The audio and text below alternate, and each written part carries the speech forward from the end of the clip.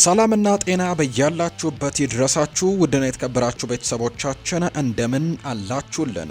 ከሁለተኛው የዩቲዩብ ቻናላችን አዲስ ስፖርት ልዩ የተለያዩ ስፖርታዊ ጉዳዮችን ልናካፍላችሁ እነሆ ዳግም ተገናኘን። ስለምታደምጡን፣ ስለምትከታተሉን ቆይታችሁም ከኛ ጋር ስለሆነ እጅጉን ከልብ አድርገን ነው የምናመሰግነው። የተለያዩ ስፖርታዊ ጉዳዮችን ወደ እናንተ የምናደርስበት የሁለተኛው ቻናላችን የልዩ የዝውውር ጉዳዮች ፕሮግራማችንን እነሆ ዛሬም በቅዳሜ የምሳ ሰዓቱ ፕሮግራማችን ይዘንላችሁ ቀርበናል። እስከ ፕሮግራማችን ፍጻሜ ድረስ አብራችሁኝ እንድትቆዩ በአክብሮት ጋብዛለሁ። ቪዲዮአችንን ላይክ፣ ቻናላችንን ሰብስክራይብ እያደረጋችሁ ቆይታችሁን ከኛ ጋር እንድታደርጉ ነው በአክብሮት የምንጋብዘው። የተለያዩ ስፖርታዊ ጉዳዮችን የምናነሳ ይሆናል። ከመሸጋገሪያ በኋላ በድጋሚ ተመልሰን የምንመጣ ይሆናል። ፏድባሩ ፕሮግራሙን እመራለሁ። አብራችሁኝ እንድትቆዩ በአክብሮት ጋበዝኳችሁ።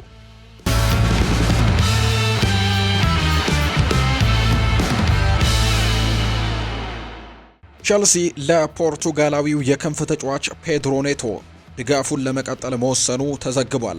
ተጫዋቹ ከአትሌቲኮ ማድሪድ ጋር ስሙ ቢያያዝም ሰማያዎቹ ግን እሱን የመሸጥ ፍላጎት የላቸውም።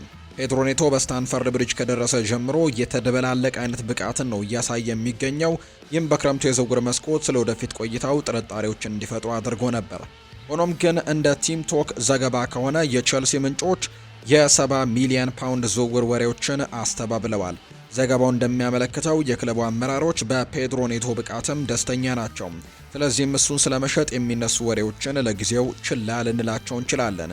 ይሄ የ25 ዓመት ተጫዋች በቀድሞ ክለቡ ወልቭስ በነበረበት ወቅትም ተስፋ ሰጪ ተሰጥኦ የነበረው ቢሆንም በቸልሲ ደጋፊዎች ዘንድ ግን የተለየ አመለካከትን እንዲፈጥር አድርጎታል። ፔድሮ ኔቶ በዚህ የውድድር ዘመን እስካሁን በሁሉም ውድድሮች በ37 ጨዋታዎች የትላንትናውን ሃትሪክ ጨምሮ 10 ግቦችንና 4 አሲስቶችን ማድረግ ችሏል። ይህም ደግሞ መጥፎ ባይሆንም ያን ያክል ግን አስደናቂ የሚባል ግን አይደለም እንደ ክንፍ ተጫዋችነቱ። ፔድሮ ኔቶ በጨዋታው ማጠናቀቂያ ወይም ኢንድ ፕሮዳክት ወይም የመጨረሻው ነገሩ ላይ ማሻሻል ቢያስፈልገውም በፍጥነቱና በክህሎቱ ግን በተቃራኒ ቡድኖች ላይ ስጋት መፍጠሩን የቀጠለ ነው።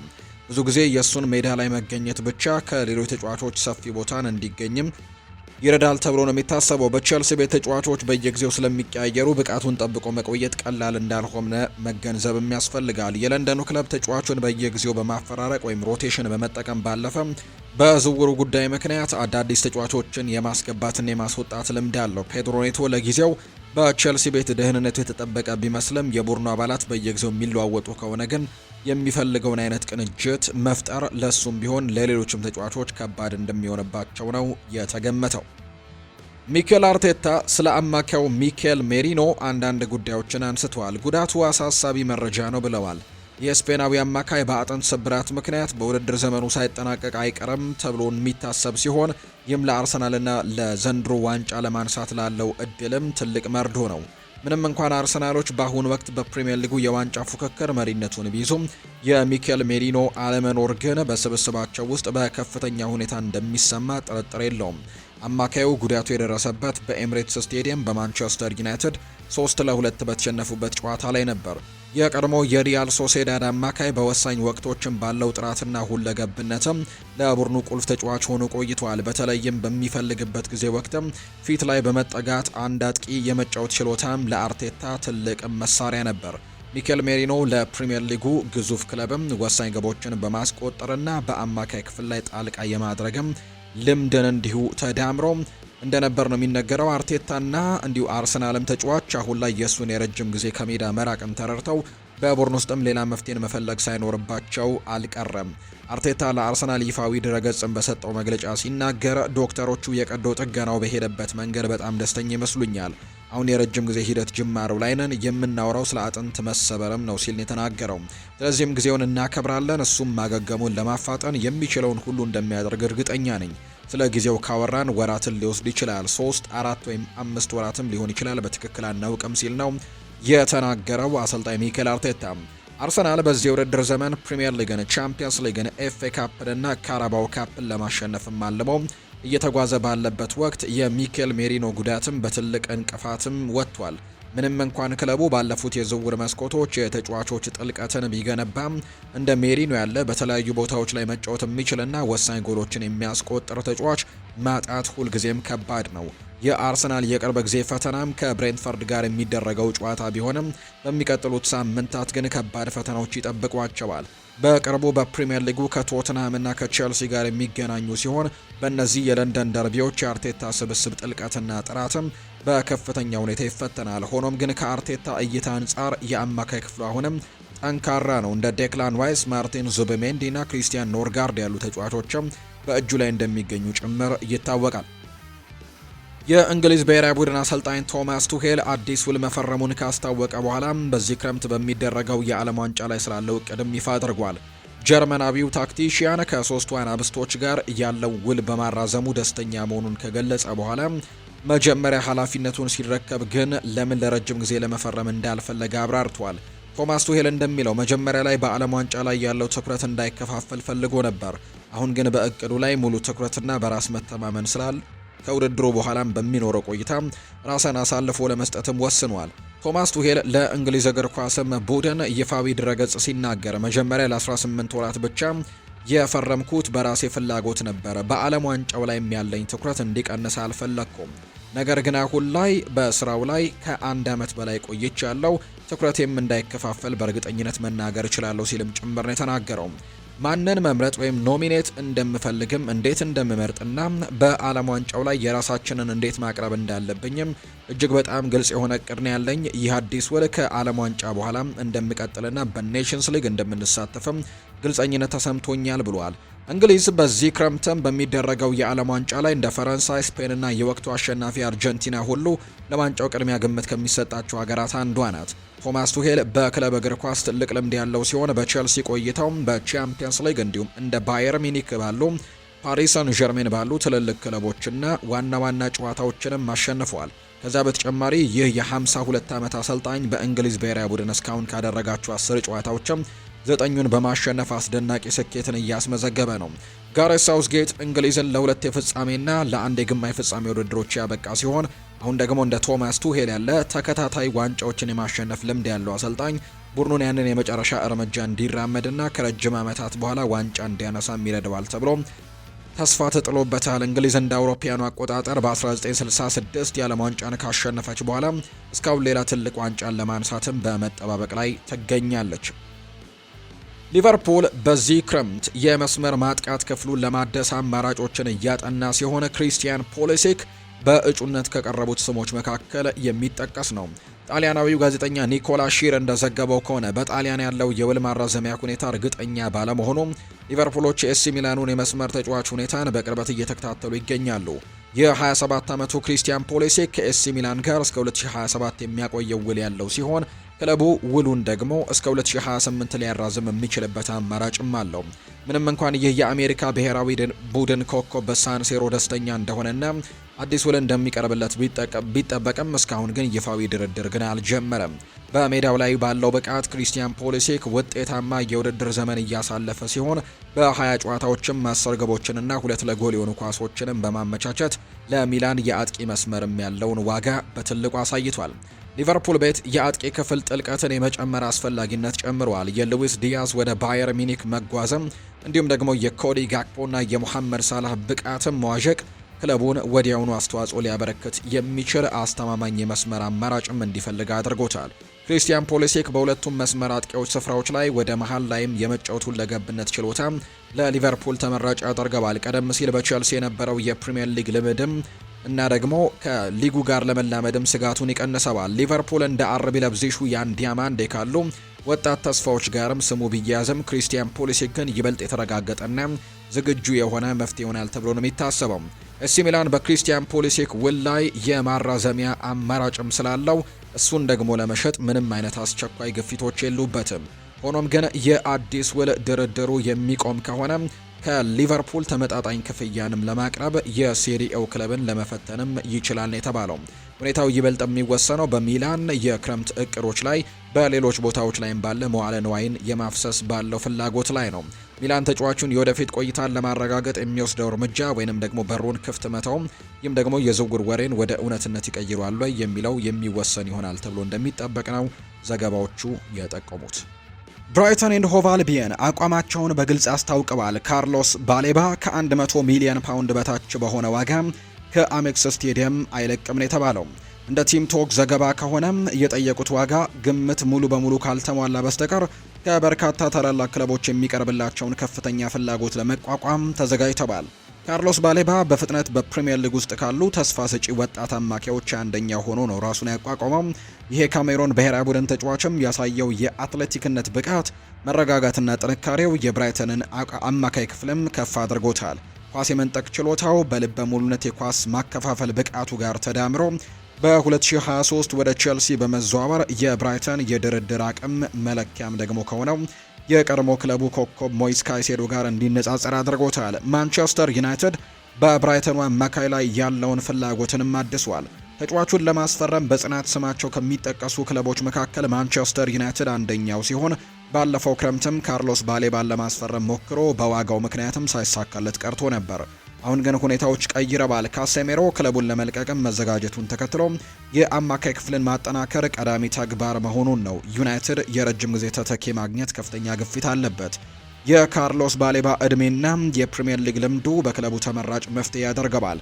ሆኖም ግን የብራይተን ጽኑ አቋም እንደሚያሳየው ከሆነ ማንኛውም አዲስ ድርድር ከፍተኛ የፋይናንስ ቁርጠኝነትን ይጠይቃል። ማንቸስተር ዩናይትድ ብቻውን አይደለም። ቶተንሃም፣ ኒውካስል ዩናይትድ እና ፓሪስ ሰን ዠርሜንም ሁኔታውን እየተከታተሉ እንደሆነ ዘገባዎች ያሳያሉ። የፈላጊዎቹ ብዛት ደግሞ የብራይተንን የድርድር አቅምንም ያጠናክራል ተብሎ ነው የሚታሰበው። በክለብ ውስጥ ብራይተን ባሌባን በሱ የዕድሜ ክልል ውስጥ ካሉ የአውሮፓ እጅግ የተሟሉ አማካዮችም አንዱ እንደሆነ ያምናሉ።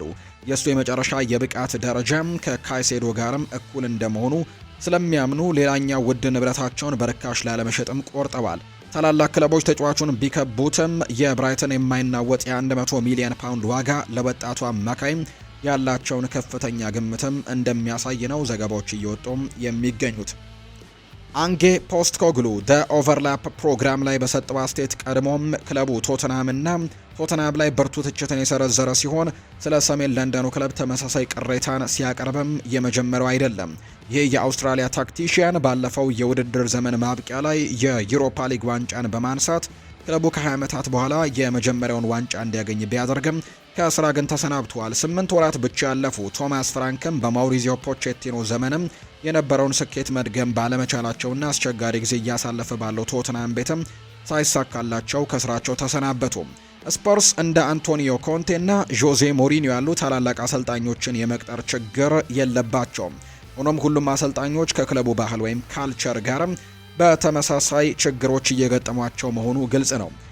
ኦቨርላፕ ላይ የተናገረው ፖስትኮግሉ በቶተናም የነበረው ቆይታ ምን ያክል ያበሳጨው እንደነበር ሲገልጽም ክለቡ ደፍሮ መስራት በሚለው መፈክሩ አይኖርም፣ እንዲሁም ደግሞ ስጋቶች ወይም ሪስኮችን መውሰድም መማር ይኖርበታል ሲልም ጭምር የተናገረው።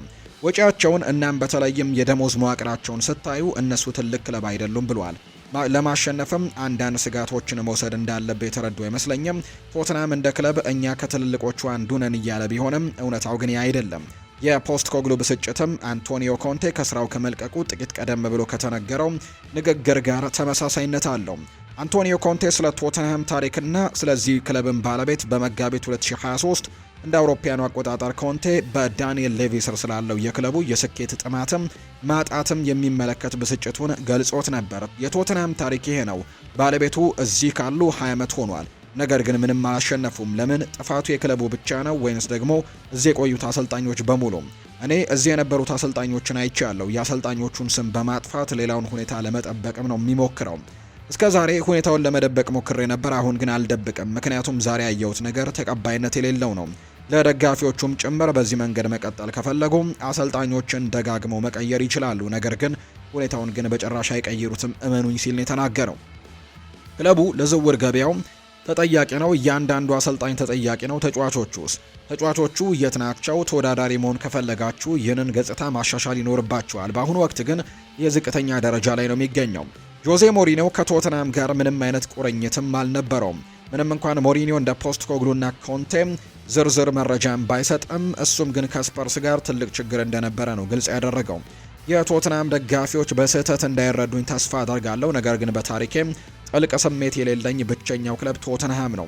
ምናልባትም በኮቪድ ወቅት ስቴዲየሙ ባዶ ስለነበር ሊሆን ይችላል። ምናልባትም ሚስተር ሌቪ የፍጻሜ ጨዋታ እንድጫወትና ዋንጫ እንዳነሳ ስላልፈቀዱልኝ ሊሆን ይችላል። ከሌሎች ክለቦች ጋር ሁሉ ቁርኝት አለኝ ከሚስተር ሌቪ በስተቀር ሲልም ነው የተናገረው። ከእነዚህ ሁሉ አሰልጣኞች በተለየ መልኩ ፖቼቲኖ ከሌቪ ጋር የተሻለ የስራ ግንኙነት ነበረው። ፖቼቲኖም እንደ ሌሎቹ ቢሰናበትም ከዓመታት በኋላ ሲጠየቅ ግን ለስፐርስና ለሌቪ አዎንታዊ ስሜት እንደነበረው ይናገራል። ከስራ መባረራችን ተገቢ ነበር ወይስ አይደለም ማለት አልችልም። እግር ኳስ እንደዚህ ነው፣ ደንቡን መቀበል አለብን። ዳንኤል ሌቪም በጣም ብልህ ነው። ስሜቶች እንዲሁ ደግሞ ስሜትም መኖራቸውን እረዳለሁ ሲልም ጭምር ነው የተናገረው። ዳንኤል ሌቪ በጣም ብልህ ነው፣ ስሜቶች መኖራቸውን እረዳለሁ፣ ነገር ግን ሰዎች ስራህን አያውቁትም ማለት አይደለም። ለቶትናም እየሰራ ያለው ስራ ደግሞ አስደናቂ ነው።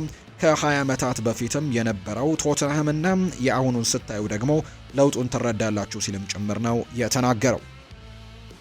የሊቨርፑሉ ካፕቴን ቨርጂል ቫን ዳይክ የቡድን አጋሩ ኢብራሂማ ኮናቴም በአንፊልድ እንዲቆይና አዲስ ውል እንዲፈርም ደግሞ ያለውን ምኞት በመግለጽ ግልጽ መልእክትን አስተላልፈዋል።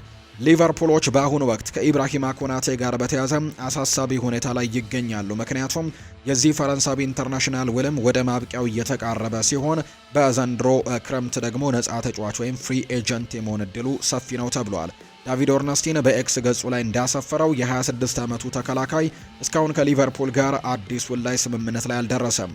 የሊቨርፑል የክረምት ትኩረትም የመካከለኛው ተከላካይ ይሆናል ተብሎ ይጠበቃል። በኢብራሂማ ኮናቴ ውል ላይም እስካሁን ምንም አይነት ስምምነት የለም ሲል ዳቪድ ኦርነስቲን ባለፈው ወር ዘግቧል።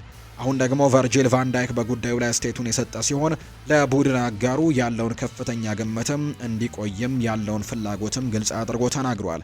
ቨርጂል ቫን ዳይክ በአሰልጣኝ አርኔ ስሎት ስብስብ ውስጥም ኢብራሂማ ኮናቴ ያለውን ከፍተኛ ዋጋ በመጥቀስም አዲስ ውል እንዲፈርም መወትወቱን ነው ጋዜጠኛ ሉዊስ ስቲል የዘገበው። ቨርጂል ቫን ዳይክ ሲናገር በእርግጥም እንዲቆይ ይፈልጋለሁ፣ እሱ በሜዳ ላይም በጣም አስፈላጊ ሰው ነው፣ ይህ ሁሉ የሚያየው ደግሞ ሀቅ ነው ብሏል። ነገር ግን ከሜዳ ውጭም ቢሆን እሱ ለቡድኑ መሪዎችም አንደኛው ነው። እሱ ድንቅ ተጫዋች ነው። በእኔ እይታ ደግሞ ዓለም አቀፍ ደረጃውን የጠበቀ የመካከለኛ ተከላካይም ወይም የጥሩ ተከላካይም ማድረግ ይመለከተዋለሁ ሲልም ጭምር ነው የተናገረው። ይህ የቨርጂል ቫን ዳይክ ጣልቃ ገብነት ውጤት ይኖረው እንደሆነ ወይም አዲስ ለማስተካከል የቀረበው ጊዜ በጣም አጭር በመሆኑ ነገሮችን ለመቀየር መርፈዱ ወደፊት የሚታይ ጉዳይ ነው። ኢብራሂማ ኮናቴ በዚህ ክረምትም ነፃ ተጫዋች የሚሆን ከሆነ በርካታ ታላላቅ ክለቦች እሱን ለማስፈረም የሚፈልጉበት እድል ጥርጥር የለውም ተብሏል። ታዲያ መጨረሻው የት ሊሆን ይችላል የሚለው በትልቁ የሚጠየቅ ነው። እንደ ክሪስቲያን ፎልክ ዘገባ ከሆነ ባየር ሚኒክ ስሙ ከሚጠቀሱ ክለቦችም አንደኛው ነው። ምንም እንኳን ሪያል ማድሪድ ይፈልገዋል የሚለው ወሬ በደ አትሌቲክ በኩል ውድቅ ቢደረግም ተጫዋቹ ግን የብዙዎችን ትኩረት መሳቡ ግን እንዳልቀረ ነው ዘገባዎች የጠቆሙት። ማንቸስተር ዩናይትድ የዩቬንቱሱን ተከላካይ ፒየር ካሉሉን በዚህ ክረምትም ለማስፈረም ፍላጎት እንዳለው ተዘግቧል። እንደ ቱቶ ስፖርት ዘገባ ከሆነ ማንቸስተር ዩናይትዶች ካሉሉን ሲከታተሉ የቆዩ ሲሆን የክለቡ ኃላፊዎች በቅርቡ ድጋሚ እሱን በመመልከት በጨዋታ ላይ እንደሚገኙ ይጠበቃል። ካሉሉ ከኤሲ ሚላን በውሰት ዩቬንቱስን ከተቀላቀለ ጀምሮ ድንቅ ብቃትን እያሳየ ሲሆን በክለቡ ደግሞ አሁን ላይ እሱን አቆይቶ ለመቀጠል ሊቸገር እንደሚችል ጭምር ነው የተነገረው። ቱቶ ስፖርት እንደጠቆመው ከፕሪሚየር ሊግ የሚመጣውን ፍላጎት ለመቋቋም በሚሞክሩበት በዚህ ወቅት ፈረንሳዊው ኢንተርናሽናል ደሞዙን ለዩቬንቱስ ፈተና ሊሆን እንደሚችል ነው የተናገረው። ማንቸስተር ዩናይትድ ከካሉሉ ጋር ሲያያዝም ይሄ መጀመሪያው አይደለም። የካልቺዮ መርካቶ ዘገባ ደግሞ እንደ ቶትንሃምና አስተን ቪላ ያሉ ሌሎች የፕሪሚየር ሊግ ክለቦችም ተጫዋቹን እንደሚፈልጉት ጠቁመዋል። ይህ ሁኔታ ዩናይትድ የካሉሉን ፊርማ ለማግኘትም የሚያደርገውን ጥረት አስቸጋሪ ሊያደርገው ቢችልም በአሁኑ ወቅት በሜዳ ላይ እያሳዩት ያለው ጥሩ ብቃትም ግን እድላቸውን ከፍ ያደርገዋል። ዩናይትድ የውድድር ዘመኑ በደረጃ ሰንጠረዡ ከአራት ውስጥ ለመጨረስ ለቀጣዩ የቻምፒየንስ ሊግ ውድድር ለማለፍም በጥሩ ሁኔታ ላይ ነው የሚገኘው። በአንጻሩ የቪላ ብቃት በመቀነሱ ከፉክክሩ ደግሞ ሊወጡ እንደሚችሉ ነው የሚናገረው። ቶተናምም ቢሆን ደካማ የውድድር ዘመን እያሳለፈ በመሆኑ እንደ ካሉሉ ያለ ተሰጥኦ ያለው ወቅትም ስፐርስን እንደ ተመራጭ አማራጭም ላይ መለከተው ይችላል። ዩቬንቱስ ይህንን የ25 ዓመት ተጫዋች ለማቆየት የሚችለውን ሁሉ ማድረጉ አይቀርም። አሁን ወቅት ደግሞ ፕሪሚየር ሊግ ተመራጭ ሊግም እየሆነ መምጣቱና የሴሪኤው ተወዳዳሪነት ባለፉት ዓመታት መቀነሱ ለዝውውሩ በር ሊከፍት እንደሚችል ነው እየተገለጸ የሚገኘው። ቸልሲ የኤዜዳል ካሜሩን አማካይ ኬስ ስሚትን ለማስፈረም ከፍተኛ ፍላጎት አሳይቷል። ይህ የ20 ዓመቱ ሆላንዳዊ ታዳጊ የሪያል ማድሪድ እና የባርሴሎና ትኩረትን መሳብ ችሏል። እንደ ፌጂያስ ዘገባ ከሆነ ሪያል ማድሪድ ዝውውሩን ለመጨረስም የ50 ሚሊዮን ዩሮ ጥያቄ ያቀርባል። ቢሆንም ሆላንዳዊው ክለብ ግን ከተጫዋቹ 60 ሚሊዮን ዩሮ ይፈልጋል። ኬስ ስሚት ለአርሰናል እና ለሊቨርፑል ጋርም ስሙ ተያይዟል። ዘገባው አክሎም እንደገለጸው ከሆነ ቸልሲ ለተጫዋቹ ፊርማ ለማግኘትም እጅግ የተቆራረጠ ሲሆን የስፔን ክለቦችም የገንዘብ በልጦ ለማሸነፍም የፋይናንስ ገደቡን ጥሶ ለመሄድም ዝግጁ ነው። ቸልሲ ለወደፊቱ የሚሆን ቡድን ለመገንባት እያለመ ሲሆን ይህ ደግሞ የ20 ዓመት ወጣት ለረጅም ጊዜ የሚቆይ ጠንካራ ስብስብ ለመፍጠርም ይረዳል ብለው ያምናሉ። ክለቡ ባለፉት የዝውውር መስኮቶች ለወጣት ተሰጥኦዎች ላይ ኢንቨስት ለማድረግም ጥሩ ስራን የሰራ ሲሆን አሁን ደግሞ በክለቡ ያለውን የወጣት ተጫዋቾች ስብስብም ይበልጥ ለማጠናከር ይፈልጋል። ታዲያ ሪያል ማድሪድ በልጠው ደግሞ ተጫዋቹን ማስፈረም ይችሉ እንደሆነ ወደፊት የሚታይ ነው። ኬስ ስሚት በቴክኒክ ረገድ የተካነ የአማካይ ክፍል ሲሆንም ለቼልሲ የአማካይ ክፍልም የተሻለ ቁጥጥርና መረጋጋትንም ያመጣል ተብሎ ይታሰባል። የፕሪሚየር ሊግ ክለብንም የመቀላቀል እድሉ ለእሱ አስደሳች እንደሚሆን ጥርጥር የለውም። በተመሳሳይ ወደ ሪያል ማድሪድ ማምራትም የሚታለፍ እድል አይደለም። ወጣቱ አማካይ ምን አይነት ውሳኔ ላይ እንደሚደርስ የሚታይ ይሆናል። ሆኖም ግን በቋሚ አስተላለፍ ውስጥ ቦታ ሊያገኝ በሚችልበት ክለብ ላይ ማተኮር ይኖርበታል። ምክንያቱም በትልቅ ክለብ ውስጥ በተጠባባቂ ወንበር ላይ መቀመጥ ለእድገቱ እንቅፋት ሊሆንበት ነው የሚችለው። ቸልሲ በሚቀጥሉት የውድድር ዘመናት ለትልልቅ ዋንጫዎች ለመፎካከር ተስፋ የሚያደርግ ሲሆን ከታላላቅ ክለቦች ጋርም በእኩል ለመጓዝ ከፍተኛ ጥራት ያላቸው ተጫዋቾች ያስፈልጉታል። ይህ ደግሞ የ20 ዓመት ወጣት በትክክለኛ አመራር ስርም ምርጥ ተጫዋችም ሆኖ ደግሞ ለማደግ የሚያስፈልጉት ነገሮችን ለማሟላትም እንደሚችል ነው። ለረጅም ጊዜም በቸልሲ ቤት ትልቅ ኮከብም ሊሆን እንደሚችል ጭምር ይፋ ተደርጓል። አርሰናል የባርሴሎናውን አጥቂ ራፊኒሃን ለማስፈረም ፍላጎት እንዳለው እየተነገረ ነው። ይህ የ29 ዓመቱ ተጫዋች ባርሴሎናን ከተቀላቀለበት ጊዜ ጀምሮ በዓለም ላይ ካሉ ምርጥ ተጫዋቾች አንደኛው ሆኖ የቆየ ሲሆን በዚህ የውድድር ዘመን ብቻ 18 የጎል ተሳትፎችን አድርጓል። እንደ ፌጂያስ ዘገባ ከሆነ አርሰናል ተጫዋቹን ለረጅም ጊዜ ሲያደንቀው የቆየ ሲሆን አሁን ደግሞ ፍላጎቱን በድጋሚ ለማንቀሳቀስም ተዘጋጅቷል። ሚኬል አርቴታ ቀደም ሲል ተጫዋቹን ለማስፈረም ሙከራ አድርጎ ነበር። ራፊኒሃ ከኒውካስል ዩናይትድ ጋር ስሙ የተያዘ ሲሆን ሊቨርፑልም የሞሐመድ ሳላ ተተኪ አድርጎ እሱን ሲመለከተው ቆይቷል። ባርሴሎና ተጫዋቹን በቅርብ ጊዜ ማጣት እቅድ የለውም። ክለቡን ሽያጩን የሚፈቅደውም በውሉ ላይ ያለውን 1 ቢሊዮን ዩሮ የውል ማፍረሻ ወይም ሪሊስ ክሎስን ከተከፈለ ብቻ ነው። ዘገባው አክሎም እንደገለጸው ራፊኒሃ በሚቀጥለው የውድድር ዘመን የክለቡ ካፕቴን የመሆን እድሉ ሰፊ ነው። ሁኔታው እንዴት እንደሚቀጥልም ወደፊት የሚታይ ነው።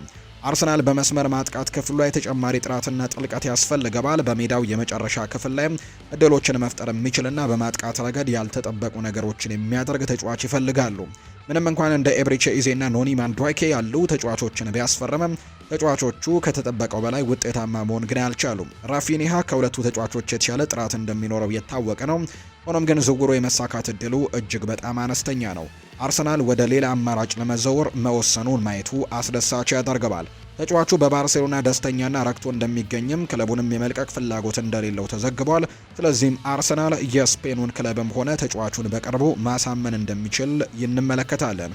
ይህ የ29 ዓመት ተጫዋች ለአርሰናል ምርጥ ዝውውር ሊሆን እንደሚችል ጥርጥር የለውም። ቀደም ሲል በሊድስ ዩናይትድ የነበረው የፕሪሚየር ሊግ ልምድም በክለብ ውስጥ ወዲያውኑ ተጽዕኖ ለመፍጠር ይረዳው ነበር። አርሰናል በዚህ የውድድር ዘመን ለሊግ ዋንጫ እየተፎካከረ ሲሆን እስከ መጨረሻው መጓዝ ይችሉ እንደሆነ የሚታይ ነው። ያም ሆኖ ግን በክረምቱ የዝውውር መስኮት በአጥቂ ክፍላቸው ላይ ተጨማሪ ተጫዋቾችም እንደሚያስፈልጋቸው ነው መረጃዎች እየወጡ የሚገኙት። ውድና የተከበራችሁ ቤተሰቦቻችን ከሁለተኛው የዩቲዩብ ቻናላችን አዲስ ስፖርት ልዩ የተለያዩ ስፖርታዊ ጉዳዮችን ያካፈልንበት የዛሬው ፕሮግራማችን ይህንን ይመስል ነበር።